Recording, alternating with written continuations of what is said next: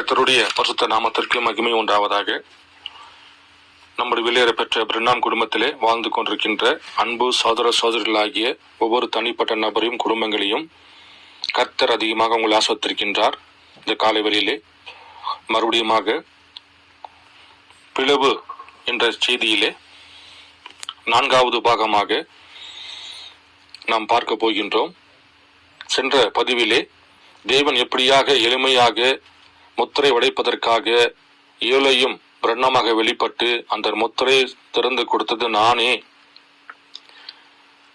அவர்தான் இன்றைக்கு 7 சபை காலங்களுக்கும் 7 முத்திரைகளுக்கும் இடையே உள்ள பிளவு வழியாக ஏழையும் பிரண்ணமாக கடந்து வந்தார், முத்திரையை திறந்து கொடுத்தார். அதை யூதர்களுக்காகத்தான் தேவன் வெளிப்படுத்தி கொடுத்தார் என்பதை பற்றியும் 3ஆம் அதிகார சபையானது எடுத்துக்கொள்ளப்பட்டது பற்றியும், ஏனென்றால் புறஜாதிக்கென்று கொடுக்கப்பட்ட வெளிப்படுத்தல் புஸ்தகம் 1ஆம் அதிகாரத்திலிருந்து 3ஆம் அதிகாரம் வரைக்கும் தான் புறஜாதியுடைய சபை காலமாக இருந்தது. 3ஆம் அதிகாரத்தில் கடைசியிலே தேவன் மாம்சத்தில் வெளிப்பட்டு மனிதனாக நடமாடக்கூடிய மனிதனாக பிரண்ணமாக நின்று கொண்டிருக்கின்றார். ஜனங்கள் அதை புரிந்து கொள்ளவில்லை, கண்கள் திறக்கப்படவில்லை. பிறகு 4ஆம் அதிகார சபையான எடுத்துக்கொள்ளப்படுகிறது. 5ஆம் அதிகாரத்தில் தேவன் முத்திரையை பரலோகத்தில் திறந்து கொடுத்து 10ஆம் அதிகாரத்தில் தேவன் பூமியிலே வலது கால் சமுதிரத்தின் மேலும் இடது கால் பூமி மேலே வைத்துக் கொண்டு காலம் இனி செல்லாது, எல்லாம் முடிந்து விட்டது என்று முத்திரையை திறந்து கொடுத்து மிக எளிமையாக தேவன் மாம்சத்தில் வெளிப்பட்டு விட்டார். அதுதான் பிளவு என்று. இந்த பிளவு வழியாக ஒருவன் கடக்கவில்லை என்றால் அவனுக்கு மரணம் என்றும் சென்ற 3வது பதிவிலே நாம் பார்த்தோம். இப்பொழுது இன்றைக்கு அநேக சபை ஸ்தாபனங்கள், ஏன் என்டம் சர்ச்சுடைய போதகர்கள் கூட, என்டம் சர்ச்சுடைய விசுவாசிகள் கூட இன்றும் இயேசு கிறிஸ்து வரவில்லை, அவர் வருவதற்கு காத்து கொண்டிருக்கின்றோம், இதோ இன்றைக்கு நடந்துவிடும், இதோ அடுத்த வருஷம் வந்துடும் என்று கர்த்தருடைய வருகை வருகை வருகை என்று காத்து கொண்டிருக்கின்றார்கள். சில சபைகள், சில போதகர்கள் அவர் மத்திய ஆகத்தில் வந்து விட்டார், அவர் மேகஸ்தம்பத்தில் நின்று கொண்டிருக்கின்றார், இன்னும் அவர் கீழே வரவில்லை என்று எதிர்பார்த்து கொண்டிருக்கின்றார்கள். தேவன் எப்பொழுதுமே அவர் நேற்றும் இன்றும் என்றும் மாறாதவர். தேவன் எப்பொழுதுமே தன்னுடைய வார்த்தையை பாதுகாத்துக் கொள்கிற தேவனாக இருக்கின்றார். தேவன் எப்பொழுதுமே தன்னுடைய வார்த்தையை நிறைவேற்றுகிற தேவனாக இருக்கின்றார். அப்படியாக இருக்கின்ற பொழுது இந்த உலகத்திலே மொத்தம் 3 இனத்தார் தான் வாழ்ந்தார் என்று வேதம் போதிக்கிறது. 1 யூதர், 2வது சமாரியர், 3வது புறஜாதியர். அப்ப தேவன் யூதனிடத்துல வருகின்ற பொழுது ஆவியில வந்தாரா? இல்லையே, நடமாடக்கூடிய மனிதனாக இருந்தார். ஆபிரகாம் இடத்துல வருகின்ற பொழுது, மெல்கிசேதேக்காக வருகின்ற பொழுதும், அவர் ஏலேயுமாக வெளிப்படுகின்ற பொழுதும் ஆவியில வந்தாரா? இல்லை, அவர் ஒரு மனிதனாக வந்தார். ஆபிரகாம் அவருடைய காலை கழுவி வைத்தார், புசிக்கும்படியாக அவருக்கு பாலை கொடுத்தார், மாட்டு இறைச்சியை சமைத்து கொடுத்தார்கள். ஆபிரகாம் இடத்திலே அவர் சோதோமை எரிக்க போற சொல்கின்ற பொழுது அவர் நேரடியாகத்தான் முகமுகமாகத்தான் பேசிக்கொண்டார், ஆவியிலே பேசவில்லை. அப்படியாக இருக்கின்ற பொழுது சமாரிய இடத்தில் வருகின்ற பொழுது சமாரிய பெண்ட தேவன் வருகின்ற பொழுது ஆவியிலே வந்தாரா? தேவன் நடமாடக்கூடிய மனிதனாக முகமுகமாக சமாரிய பெண்ட தேவன் பேசினார். சமாரிய பெண்ணும் தேவனுடைய முகத்தை பார்த்தார், அவரிடத்திலே முகமுகமாக பேசினார். இப்படி 2 இனத்தார், 2 ஜனத்தார் இடத்திலுமே தேவன் மாம்சத்தில் வெளிப்பட்ட தேவன் புறஜாதியில மாத்திரம் எப்படி ஆவியில வருவார்? புறஜாதிக்கு மாத்திரம் தேவன் எப்படி தன்னை மாம்சத்தில் வெளிப்படுத்த மாட்டாரா? அப்படி என்றால் அவர் தேவனாக இருக்க முடியாதே. 2 பேர்த்துக்கு மாத்திரமே தேவன் தன்னை மாம்சத்தில் வெளிப்படுத்தி காண்பித்து விட்டு புறஜாதிக்கு மாத்திரம் தேவன் தன்னை மாம்சத்தில் வெளிப்படாமல் போய் விடுவாரா? அப்படி என்றால் ஒரு நீதிபதியாக இருக்க முடியாதே. அப்படி என்றால் தேவன் புறஜாதியின் மத்தியிலும் மனிதனாக மாம்சத்தில் வெளிப்பட்டு நடமாடக்கூடிய மனிதனாக இருந்து, பார்க்கக்கூடிய மனிதனாக, பேசக்கூடிய மனிதனாக, தொடக்கூடிய மனிதனாக, சாப்பிடக்கூடிய மனிதனாக அவர் பூமியிலே 2 இனத்தாருக்கும், யூதருக்கும் சமாரியக்கும் எப்படி தான் மாம்சத்தில் வெளிப்பட்டாரோ அதே போல புறஜாதிக்கும் தேவன் மாம்சத்தில் வெளிப்பட வேண்டும். அப்படி என்றால் இன்றைக்கு அநேக சபை ஸ்தாபனங்கள் தேவன் மாம்சத்துல வரமாட்டாரு, அவர் ஆவியில தான் வருவார் என்று காத்து கொண்டிருக்கிறார்கள். இது எந்த விதத்தில் நியாயம்? இது சரியான வேத வார்த்தை அல்லவே. தேவன் எப்பொழுதும் தன்னை அவர் நேற்றும் இன்றும் என்றும் மாறாது என்றுதான் சொல்லிக் கொண்டிருக்கின்றார்.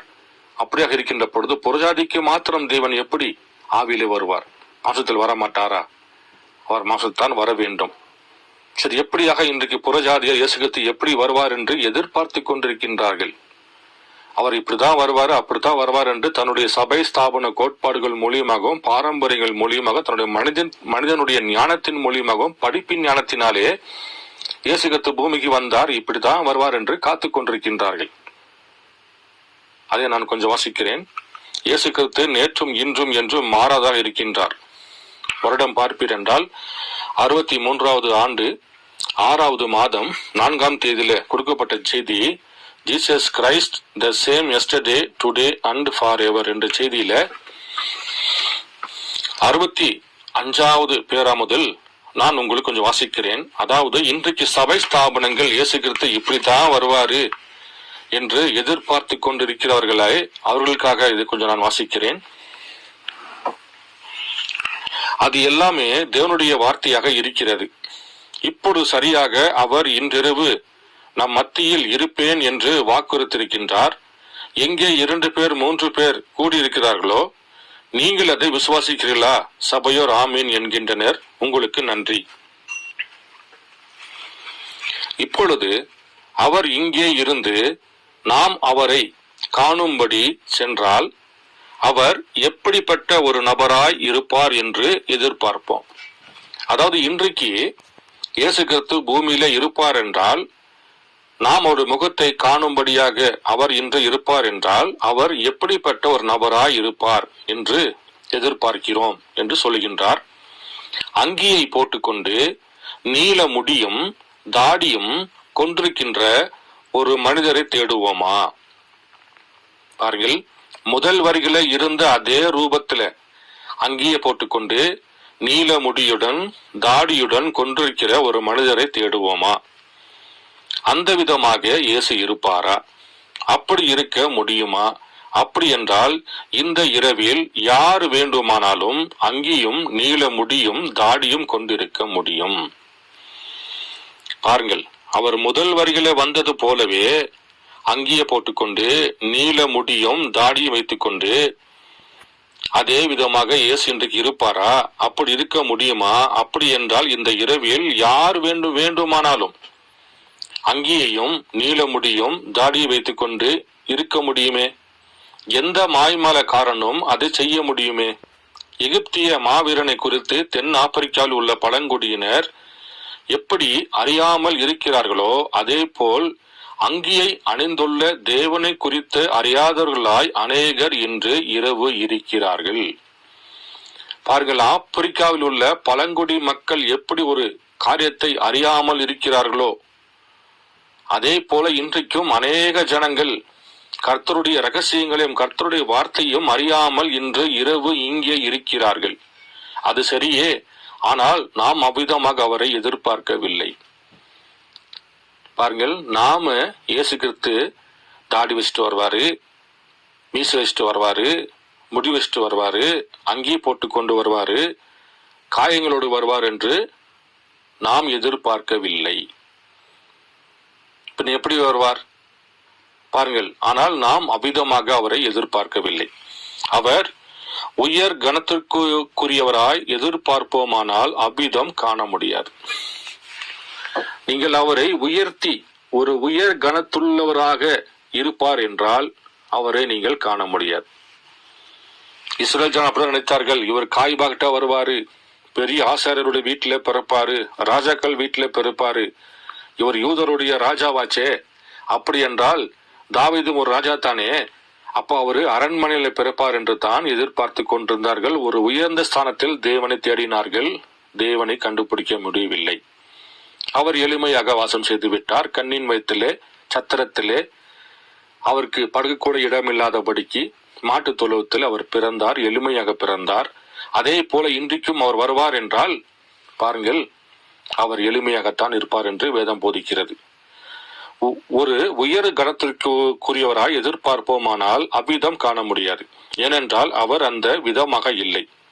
வேறு எப்படி இருப்பார் என்று எதிர்பார்க்கிறோம்? ஆணியால் உண்டான காயத்தையும் முட்களால் பதிந்த அடையாளத்தையுமா? பாருங்கள், அவருக்கு ஆணி அடிக்கப்பட்டதே அந்த காயத்தோடும் முட்கள் பதிந்த அந்த அடையாளத்தோடுமா அதை எந்த வேஷம் போடுகிறவனும் அப்படியாய் வேடமிட்டுக் கொள்ள முடியும், இன்னும் அது அவராக இருக்க முடியாது. அப்ப இன்றைக்கு ஒருவர் ஆணியால் உண்டான காயத்தையும் கொண்டு வந்து முட்களால் பதிந்த அடையாளத்தையும் கொண்டு வந்தார் என்றால், அதை எந்த வேஷம் போடுகிறவனும் அப்படியாய் வேடமிட்டுக் கொள்ள முடியும், இன்னும் அது அவராக இருக்க முடியாது. இன்னைக்கு அப்படிதான் எல்லாரும் எதிர்பார்த்து கொண்டிருக்கின்றார்கள். அவர் 5 காயங்களோடு வருவார், அவர் ஆட்டுக்குட்டியை தன் தோல் மேலே வைத்துக் கொண்டிருப்பார், சிகப்பு நிற பட்டியை தன் தோல் மேலே அலைந்து கொண்டிருப்பார், அங்கேயே போட்டுக் கொண்டிருப்பார், தாடியை கொண்டிருப்பார், அவர் கையிலே கோலை வைத்துக் கொண்டிருப்பார் என்று இன்னைக்கு அநேக சபை ஸ்தாபனங்கள், ஏன் என் டைம் சர்ச்சில் கூட எதிர்பார்த்து கொண்டிருக்கின்றார்கள்.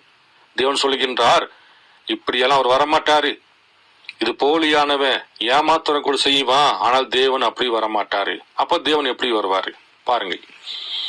அவர் இன்ன விதமாய் அங்கி அணிந்திருக்கிறார் என்று எப்படி அறிவோம், மற்றும் அவர் இன்ன விதமாய் தான் உடை உடுத்திருந்தார் என்று எப்படி அறிவோம்? பாருங்கள், அவர் இந்த மாதிரியான அங்கியை தான் போட்டு கொண்டிருந்தாரு, அல்லது அவர் இந்த விதமான மாடல்ல தான் இந்த உடையை போட்டுக் கொண்டிருந்தார் என்று எப்படி அறிவோம்? நாம் அதை, அது மாத்திரமல்ல, இங்கே ஓவியர்கள் வரைந்துள்ள படத்தை பார்க்கின்றோமே, அவ்விதமாய் காணப்படுவாரா? அல்லது சில ஓவியர்கள் இயேசு கிறிஸ்து படத்தை வரைஞ்சிருக்கிறாங்களே, அவரை போல இருப்பாரா, இல்ல அவரை மாதிரி இருப்பாரா என்று பாருங்கள். இல்லை, அது யாரோ ஒருவருடைய கற்பனையில் கிறிஸ்து இப்படி இருப்பார் என்று எண்ணி வரைந்த படமாகும். அப்போ ஒரு ஓவியர் அவர் வரைகின்ற பொழுது அவனுடைய கற்பனை மூலியமாக கிறிஸ்து இப்படித்தான் இருந்திருப்பார் என்று அவன் வரைந்திருப்பான், அப்படியும் கிறிஸ்து இருக்க மாட்டார். பாருங்கள், அது யாரோ ஒருவருடைய கற்பனையில் கிறிஸ்து இப்படி இருப்பார் என்று எண்ணி வரைந்த படமாகும். சரி, நாம் அவ்விதமாக எடுத்துக்கொள்வோம் என்றால் அது சரியானதாக இருக்கும். ஹாப்மேன், சால்மான் மற்றும் வேறுபட்ட விதமாய் அநேகர் அவரை விவரித்தார்கள். ஆகவே அவர் அவ்விதமாய் காணப்படுவார் என்று அறிவதற்கு குழம்பி விடுவார்கள்.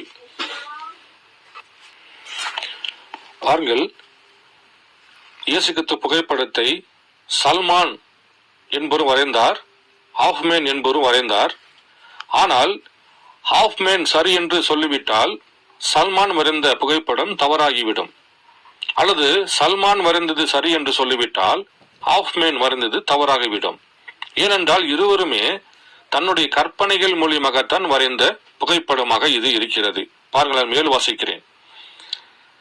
ஹாஃப்மேன், சால்மோன் மற்றும் வேறுபட்ட விதமாய் அநேகர்கள் அவரை விவரித்திருக்கிறார்கள். ஆகவே அவர் எவ்விதமாய் காணப்படுவார் என்று அறிவதற்கு குழம்பி விடுவீர்கள்.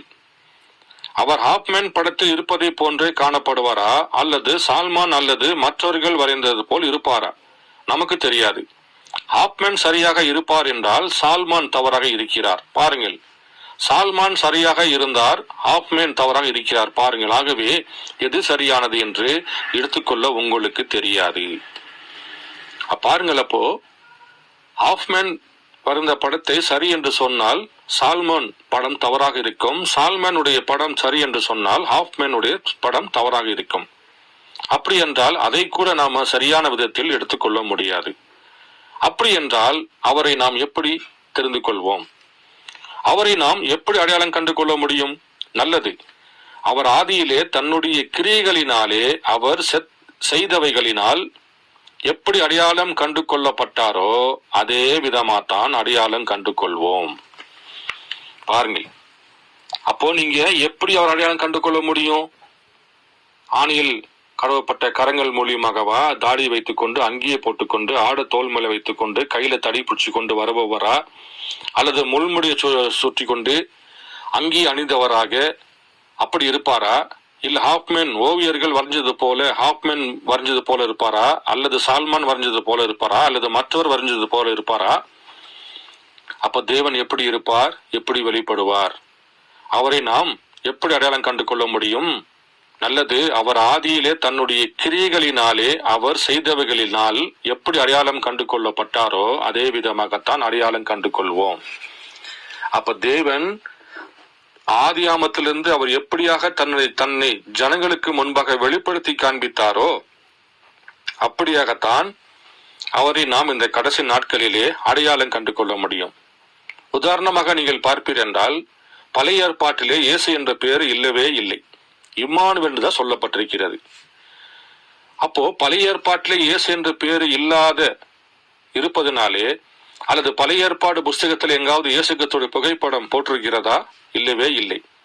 அப்படி இருக்கின்ற பொழுது அப்போஸ்தலர்கள் இவர்தான் கிறிஸ்து, இவர்தான் இயேசு என்று எப்படி அவர்கள் ஏற்றுக்கொண்டார்கள்?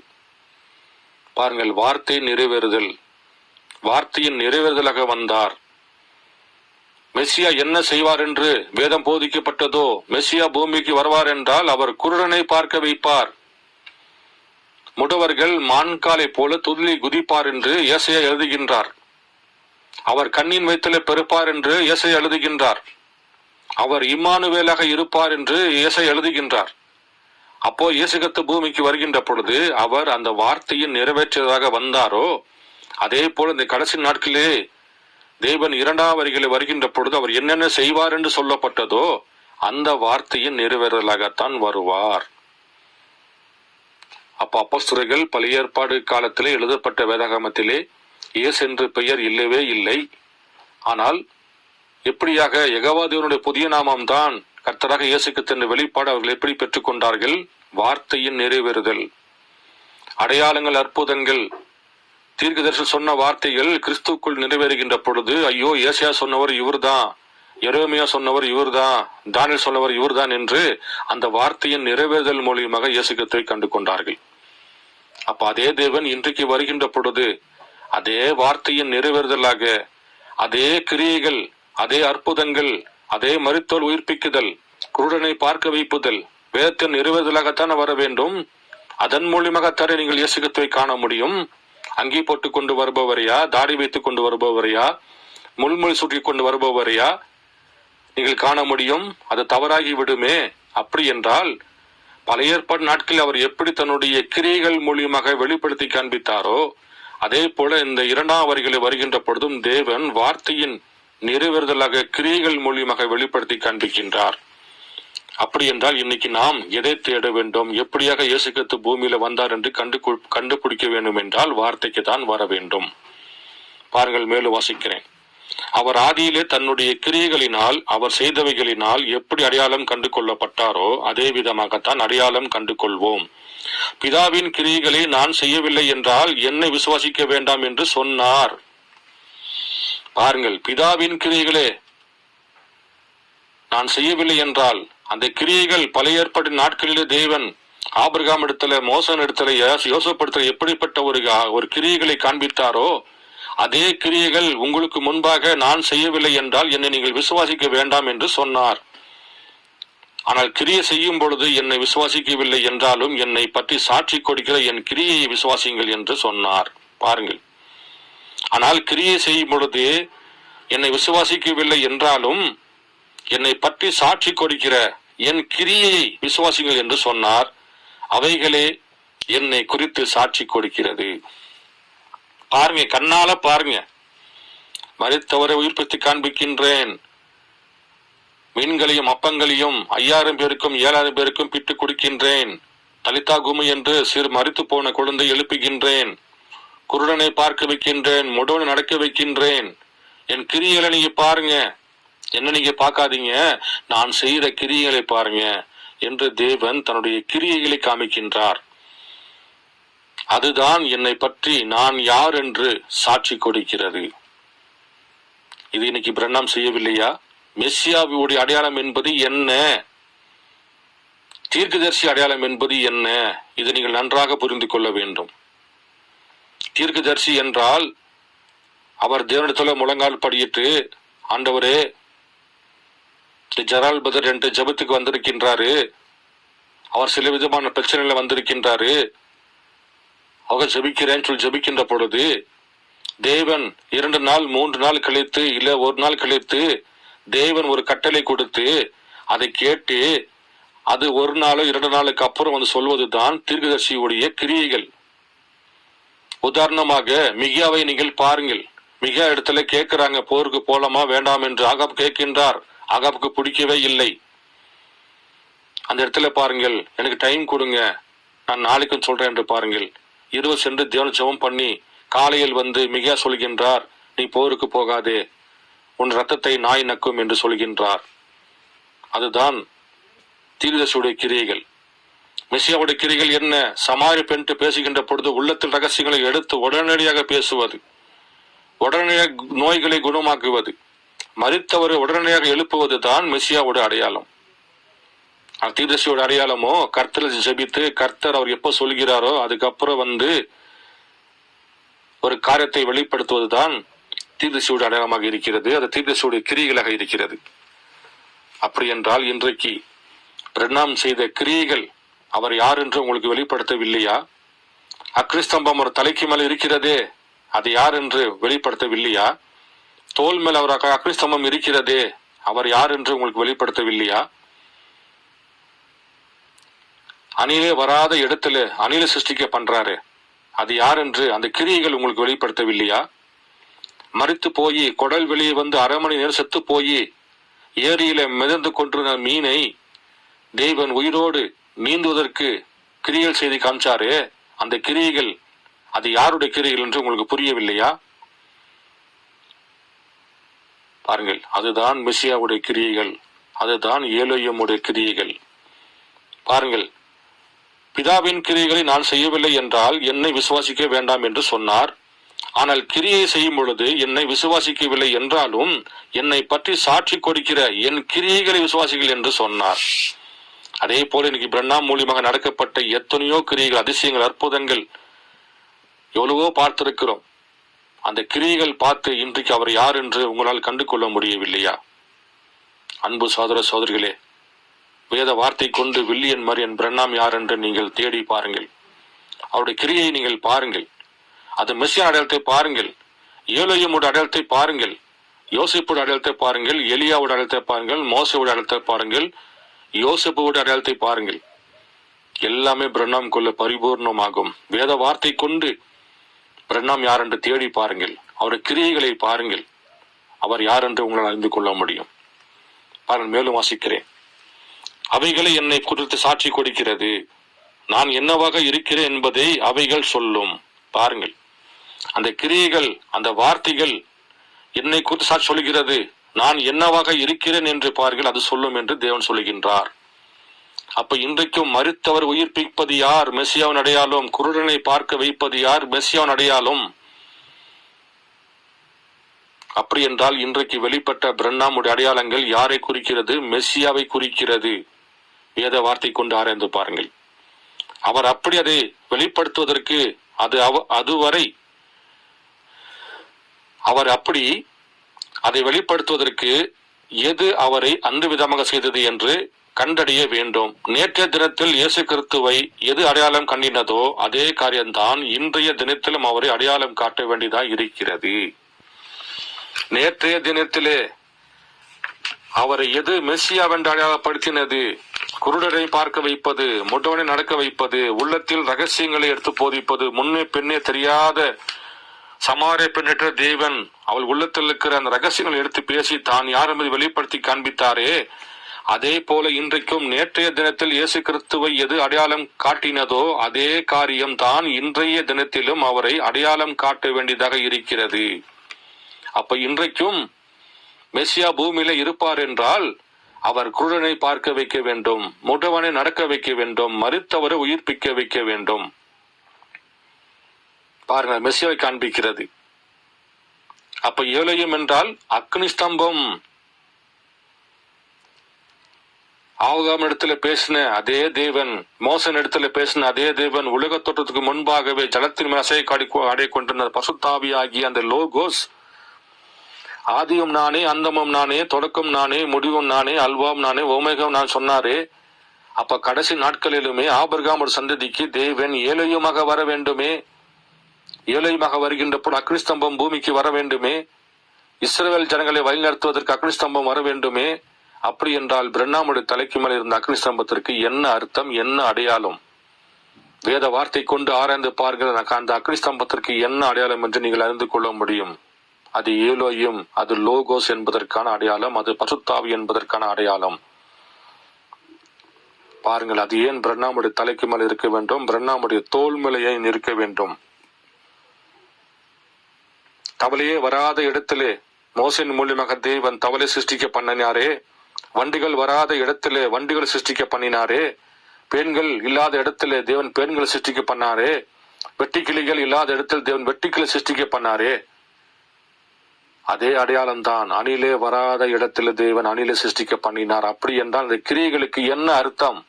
இந்த அடையாளம் யாருக்கு பொருந்தும்? அன்பு சகோதர சகோதரிகளை சிந்தித்து பாருங்கள். இதைத்தான் இன்றைக்கு சபை ஸ்தாபனங்கள், என்டைம் சர்ச்சில் கூட விசுவாசிகள், போதகர்கள் இயேசுகிறிஸ்து இன்னும் வரவில்லை, அவர் வந்தா இப்படித்தான் வருவார்னு எதிர்பார்த்து கொண்டிருக்கின்றார்கள். அவர் காயங்களோடு வருவார், அவர் அங்கி போட்டு கொண்டு வருவார், அவர் முள்மொழியை போட்டு கொண்டு வருவார், அல்லது ஆப்மேன் வரைஞ்சது போல இருப்பார், அல்லது சல்மோன் வரைஞ்சது போல இருப்பார் என்று எதிர்பார்த்து கொண்டிருக்கின்றார்கள். தேவன் எப்பொழுதுமே தன்னை எளிமையாக வாசம் செய்கின்றார். நீங்கள் ஏழு முத்திரையின் வெளிப்பாடு புஸ்தகத்துல முதல் செய்தி வாசித்து பாருங்கள்.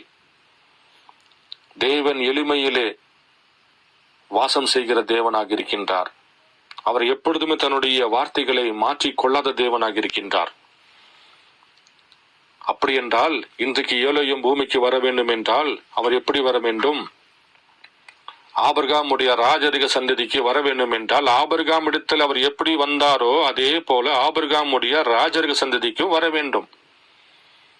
அப்ப ஆபிரகாம் இடத்துல வரும்போது எப்படி வந்தார்? 3 பேராக வந்தார். காபிரியேல், மிகாவேல், ஏலோயுமாக நின்று கொண்டு ஆபிரகாம் அவரை ஏலோயும் என்று அழைத்தான். சாராலோ குடத்துக்குள்ள ஒளிந்து கொண்டிருந்தாள், சிரித்து கொண்டிருந்தாள், பல்லை காட்டிக் கொண்டிருந்தாள். ஆனால் முன்குறிக்கப்பட்ட வித்தாகி ஆபிரகாமோ சபை ஆகிய கூடாரம். இன்னைக்கு அநேக சபைகள் இவரை கிறிஸ்து அல்ல, இவர் மெசியாவல்ல, இவர் ஏலோயும் அல்ல சொல்லிட்டு சபைக்குள்ள உக்காந்துக்கிட்டு வேத வார்த்தை ஆராய்ஞ்சு பார்க்காமல் சிரித்து கொண்டிருக்கின்றார்கள். ஆனா ஆபிரகாமோ சபையாகிய ஸ்தாபனமாகிய மனித கோட்பாடுகளை விட்டுட்டு கூடத்தை விட்டு வெளியே ஓடி வந்து இவரும் ஏலோயும் என்று அழைத்தான். சாராலோ விசுவாசிக்கவில்லை. தேவன் சாராளுக்கு முன்பாக வந்து நிற்கின்றார். தன் முதுக திருப்பி நின்று சாராலே ஏன் நகைத்தாள் என்று சொல்கின்ற பொழுது, ஆண்டவரே நான் நகைக்கவில்லை என்று பொய் சொல்லினாள். இன்றைக்கும் சபை அப்படித்தான் இருக்கிறது. சபைக்குள்ள உட்கார்ந்துக்கிட்டு சபை கோட்பாடுகளை ஏற்றுக்கொண்டு கர்த்தரை அறியாமல், கர்த்தருடைய வெளிப்பாடை பெற்றுக் கொள்ளாமல் சபை கூடத்துக்குள்ள உட்கார்ந்துக்கிட்டு தனக்கென்று ஒரு வட்டத்தை வரைஞ்சு கொண்டு சபைக்குள்ள இருந்துகிட்டு அடையாள அற்புதங்களும் கர்த்தர் கரிசனம் செய்து கொண்டிருக்கின்ற பொழுதை மறுதளித்துக் கொண்டு சாராளை போல சிரித்துக் கொண்டிருக்கின்றார்கள். ஆனால் முன்குறிக்கப்பட்ட பிள்ளையோ ஆபிரகாமை போல வெளியே ஓடி வந்து ஏலோயும் என்று அழைத்துக் கொண்டான். அதே தேவன் நேற்றும் இன்றும் என்றும் மாறதா இருப்பார் என்றால் இன்றைக்கும் அவர் அதே அடையாளத்தை இந்த பூமியிலே காண்பிக்கின்றார். அதே போல இன்றைக்கும் அதே அடையாளம் ராஜரிக சந்ததி ஆகிய ஆபிரகாம் சந்ததிக்கு தேவன் அதே 3 தூதர்கள் வந்தார்கள். இது எல்லாத்துக்குமே தெரியும். ஓரல் ராபர்ட்டாகவும் பில்லி கிரகாமாகவும் பாருங்கள் சபை ஸ்தாபனங்களுக்கு சென்றார்கள். ஆனால் ஏலோயுமாக வந்தவரோ பிரண்ணாம் என்னும் சொல்லக்கூடிய அந்த சரீரமாகிய குணத்துக்குள்ள தன்னை பொருத்தி கொண்டார். ஏனென்றால் தேவன் 7 தான் பரிபூர்ணமாக வேண்டும், 8வது அல்ல. அப்ப 7ஆம் தூதன் 7ஆம் சபை காலத்துக்கு கொடுக்கப்பட்ட தூதன் வில்லியன் மரியன் பிரண்ணாமாக இருக்கின்றார். அந்த 7க்குள்ளதான் தேவன் பரிபூர்ணமாக வேண்டும். அவர் பிரண்ணாமாக நின்று கொண்டார். அதான் தான் பிரண்ணாமுடைய தலைக்கு மேல் அக்னி ஸ்தம்பம். அவர் பிரண்ணாமாக நின்று விட்டார். பாருங்கள், ஒரு செய்தியிலிருந்து நான் வாசிக்கிறேன், அது உங்களுக்கு ரொம்ப பிரயோஜனமாக இருக்கும். கர்த்தரால் ஆகாத காரியம் உண்டோ? Is there anything too hard for the Lord? வருடம் நீங்கள் பார்ப்பீர் என்றால் 28ஆம் தேதி 3வது மாதம் 1960வது ஆண்டில கொடுக்கப்பட்ட செய்தியில 33வது பேராவை நான் வாசிக்கிறேன். அதாவது தேவன் ஆபிரகாம் இடத்திலே தேவன் எளிமையாக ஏலோயுமாக நின்று கொண்டு வெளிப்படுத்தி காண்பித்தார். ஆபிரகாம் அதை ஏற்றுக்கொண்டார். ஆனால் சாராலோ கூடத்துக்குள்ள இருந்துகிட்டு தேவனுடைய வார்த்தை கீழ்ப்படியாமல் சிரித்து கொண்டு பல்லை இழுத்து கொண்டிருந்தால் இன்றைக்கு அதை சபை ஸ்தாபனத்துக்குள்ள இருக்கிற பிள்ளைகளுக்கு அது ஒரு அடையாளம். வெளியே சபை ஸ்தாபனத்தை விட்டு வெளியே வந்த பிள்ளைகளுக்கு ஆபிரகாம் ஒரு அடையாளம். சபைக்குள்ள இருந்துகிட்டு கர்த்தருடைய வார்த்தை விசுவாசிக்காமல் கேலி பண்ணுகிற பிள்ளைகளுக்கு சாரால் ஒரு அடையாளமாக இருந்தால், அப்படி என்றால் இன்றைக்கு ஆபிரகாமுடைய ராஜரிக சந்ததியாகி அவருடைய குமாரனத்துக்கும் குமாரத்திக்கும் கர்த்தர் மறுபடியும் அந்த பூமியிலே ஏலோயுமாக வெளிப்பாட்டுவார் என்றால் அவர் என்ன செய்வார்? எப்படியாக தன் ஜனங்களுக்கு தான் ஏலோயும் என்று ராஜரிக சந்ததிக்கு தேவன் எப்படி தன்னை வெளிப்படுத்தி காண்பிப்பார் பாருங்கள், அதை நான் வாசிக்கிறேன். 33வது பேரா. ஆம், அது இங்கே இருக்கிறது. அங்கே சோதோமிலே இருந்த அந்த தூதனானவர் தன் முதுகை திருப்பி நின்று அந்த அடையாளத்தை காண்பித்தது போல ஆபிரகாம் இடத்திலே வெளிப்பட்ட அந்த தூதன் ஏலேயுமாக இருந்தார். அன்றைக்கு அவர் தன்னுடைய முதுகை திருப்பி சாரார் இடத்திலே பேசினது போலவே இங்கே இந்த சபையோருக்கு முன்பாக நான் என் முதுகை திருப்பி காட்டி நிற்கப் போகிறேன். பாருங்கள், எப்படிப்பட்ட ஒரு வார்த்தை. ஆபிரகாமுடைய ராஜரிக சந்ததிக்கும் ஆபிரகாம் இடத்துல தேவன் காட்டின அதே அடையாளத்தை, அதே கிரியைகளை இந்த கடைசி நாட்களிலே ஆபிரகாமுடைய ராஜரிக சந்ததிக்கும் தேவன் அதே அடையாளத்தை காண்பித்து வார்த்தையை நிறைவேற்றி காண்பிக்கின்றார். இங்கே இந்த சபையோருக்கு முன்பாக நான் என் முதுகை திருப்பி காட்டி நிற்கப் போகிறேன். அப்பொழுது இன்றிரவு இங்கே அதே தூதன் இருக்கிறார் என்பதை நீங்கள் அறிந்து கொள்வீர்கள். இது உங்களுடைய சகோதரன் அல்ல, இது உங்களுடைய கர்த்தர் பசுத்த ஆவியானவர். பாருங்கள், ஆபிரகாம் சந்ததிக்கு ஆபிரகாம் இடத்துல தேவன் எப்படியாக தன் முதுகை திருப்பி சாராளத்துல பேசினார், அதே போல இந்த கடைசி நாட்களிலே வேத வார்த்தையின் நிறைவேறுதலாக இந்த கிரியைகள் மறுபடியும் இந்த கடைசி நாட்களிலே நம்முடைய மத்தியிலே இந்த சபை ஸ்தாபனங்கள், கோட்பாடுகள், மனித நலன்கள் வாழ்ந்து கொண்டிருக்கின்ற கடைசி நாட்களிலே அதே தேவன் மாறாத தேவனாய் தன்னுடைய கிரியைகளை நிறைவேற்றி காண்பிக்கின்றார். இதோ இந்த சபைக்கு முன்பாக நான் என் முதுகை திருப்பி காட்டி நிற்கப் போகின்றேன். நான் உங்கள் சகோதரன் பிரண்ணாம் அல்ல, நானே உங்கள் கர்த்தர், நானே உங்கள் பசுத்த ஆவியானவர். பாருங்கள், வார்த்தை நிறைவேறுகிறது. இயேசு சொன்னாரே, என்னுடைய கிரியைகளை பார்த்தாவது நான் யார் என்பதை நீங்க விசுவாசி என்று இயேசு சொன்னாரே, அதே போல வேதாகமத்தை கொண்டு வந்து இந்த கடைசி நாட்களிலே வேதத்தை நிறைவேற்றிய கிரியைகளை நீங்கள் ஆராய்ந்து பார்த்து வில்லியன் மரியன் பிரண்ணாம் யார் என்று நீங்கள் அறிந்து கொள்ளுங்கள். வேத வார்த்தை ஆராய்ந்து பாருங்கள், அதில் தான் நித்திய ஜீவனுடைய வேதம் போதிக்கிறது. அப்ப இயேசுகிற நாட்களில் இயேசு சொன்ன வார்த்தையே இன்றைக்கும் என் கிரியைகளை நீங்கள் பாருங்கள், அடையாளங்களை பாருங்கள், வார்த்தையின் நிறைவேறுதலை பாருங்கள், நான் யார் என்று நீங்கள் அறிந்து கொள்வீர்கள் என்று இயேசு சொன்னது போலவே இன்றைக்கு பிரண்ணாமுடைய கிரியைகளை பாருங்கள், வார்த்தையின் நிறைவேறுதலை பாருங்கள், அந்த அடையாளங்களை பாருங்கள், அற்புதங்களை பாருங்கள். அவர் நேற்றும் இன்றும் என்று மாறாதவர். அன்பு சகோதர சகோதரிகளே, இதுதான் பிளவு. 7 சபை காலங்களுக்கும் 7 முத்திரைகளுக்கும் இடையே உள்ள பிளவு. கர்த்தர் எளிமையாக வாசம் செய்து விட்டார். உலக சபை ஸ்தாபன கோட்பாடு எண்ணங்களை தாண்டி இயற்கைக்கு அப்பாற்பட்ட காரியத்தில் தேவன் எளிமையாக பூமியிலே வெளிப்பட்டு வேத வார்த்தை அனைத்து ரகசியங்களும் நிறைவேற்றி காலம் இனி செல்லாது என்று தேவன் காலம் முடிந்து விட்டது என்று தேவன் பூமியிலே நடமாடக்கூடிய மனிதனாக அவர் எப்படி யூதனுக்கு தன்னை ஒரு மனிதனாக வெளிப்படுத்தி கொண்டாரோ, சமாரியர்கள் முன்பாக தன்னை ஒரு மனிதனாக வெளிப்படுத்தி கொண்டாரோ, அதே போல நேற்றும் இன்றும் என்று மாறா தேவனாக இருக்கிறபடியினால் அவர் புறஜாதிக்குள்ளும் தன்னை மனிதனாக வெளிப்படுத்தி கொண்டார். நடமாடக்கூடிய மனிதனாக, சாப்பிடக்கூடிய மனிதனாக, ஒருவர் அவரை பார்க்கும்படியாக, தொடும்படியாக, ஒருவர் காலை பிடித்து அவருடைய காலை கழுவும்படியாக, தோல் மேலே சாயும்படியாக பாருங்கள், தேவன் எளிமையிலே வாசம் செய்திருக்கின்றார். ஆனா உலக சபை ஸ்தாபன கோட்பாடுகளோ அவர் ஆவியாக வருவார் என்று எதிர்பார்த்து கொண்டிருக்கிறார்கள். யூதனிடத்தில் அவர் ஆவியாக வரவில்லையே, சமாரிய பெண் பேசுகின்ற பொழுது அவர் ஆவியாக வரவில்லையே, பேதுருத்தில் பேசுகின்ற பொழுது ஆவியாக வரவில்லையே, நாத்தான்வேல்ட்டு பேசுகின்ற பொழுது ஆவியாக வரவில்லையே. மனிதனாகத்தானே வெளிப்பட்டார். ஆபிரகாமிடத்தில் பேசுகின்ற பொழுது மனிதனாகத்தானே வெளிப்பட்டார். அதே போல இன்று புறஜாதிக்குள் இருக்கிற மனவாட்டியை வெளியளிக்க வேண்டும் என்றால், தன்னுடைய மனவாட்டியை மீட்டுக் கொள்ள வேண்டும் என்றால் தேவன் எப்படி ஆவியிலே வருவார்? வரமாட்டாரே. சபை ஸ்தாபன கோட்பாடுகள் அவளை ஆவியில வருவார் என்று சொல்லி மறுதளித்துக் கொண்டிருக்கின்றார்கள். ஆனால் செய்தியை வைத்துக் கொண்டு சபைக்கு சென்று கொண்டு இந்த உரைக்கப்பட்ட வார்த்தை கையில வைத்துக் கொண்டு இருக்கிற பிள்ளைகள் தான் இவரை மறுதளித்து போடுகின்றார்கள், விசுவாசிக்க மாட்டேன்றார்கள். எப்படி சொந்த ஜனங்களே 12 கோத்திரங்கள் கர்த்தர் சொந்த ஜனங்களை இயேசு கிறிஸ்துவை மறுதலித்தது போல இன்றைக்கும் சொந்த ஜனங்களாகிய இந்த உரைக்கப்பட்ட வார்த்தையை சபைகளிலும் வீடுகளில் வைத்துக் கொண்டு வாசித்துக் கொண்டிருக்கிற பிள்ளைகள் தான், சொந்த ஜனங்கள் தான் இன்றைக்கு இவரை மறுதளிக்கின்றார்கள். அடையாளங்களை காணவில்லை, அற்புதங்களை காணவில்லை. இந்த கிரியைகள் எப்படி செய்ய முடியும்? மரித்தவர் உயிர்ப்பித்து காண்பிக்கின்றாரே, குருடனை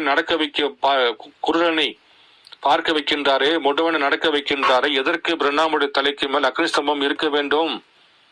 எதற்கு அவர் அணிலே வராத இடத்த அணிலை சிருஷ்டிக்க பண்ணி காண்பிக்க வேண்டும்? அவர் தோல் மேலுக்கிற அக்னிஸ்தம்பம் எதற்காக இருக்க வேண்டும்? 7 தூதர்கள் அவரை சாபனியா காணியால் எதற்காக அவரை தூக்கி கொண்டு செல்ல வேண்டும் என்று சிந்திப்பதே கிடையாது. இது வேதத்துல எங்கே உண்டு? இது எந்த கிரியைகள்? வேத வார்த்தை நிறைவேறிவிட்டு கடைசி நாட்களில் மெசியா வரவென்று சொன்னாரே, அந்த வார்த்தை நிறைவேற்ற யாருமே சிந்திப்பது இல்லை. கிரியைகளை பாருங்கள், வார்த்தையின் நிறைவேறுதலை பாருங்கள். இன்றைக்கு வில்லியம் மரியன் பிரணாம் யார் என்று உங்களால் அறிந்து கொள்ள முடியும். இதுவே இன்றைக்கு 7 சபை காலங்களுக்கும் 7 முத்திரைக்கும் இடையே பிளவாக தேவன் எளிமையில வாசம் செய்து எல்லா ரகசியத்தை வெளிப்படுத்தி காண்பித்து விட்டார். ஆனால் உலக ஜனங்களோ இன்றும் மனம் திரும்பாமல், கர்த்தரை காணாதபடிக்கு பசுத்தாவியை பெறாமல், வேதத்தை நன்றாக வாசிக்காமல், 3வது வேதத்தை நன்றாக வாசிக்காமல் கர்த்தரை மறுதளித்து போட்டு தன் நித்திய ஜீவனை இழந்து இந்த பிளவுக்குள்ள அவர்கள் மரணத்திலே வாழ்ந்து கொண்டிருக்கின்றார்கள்.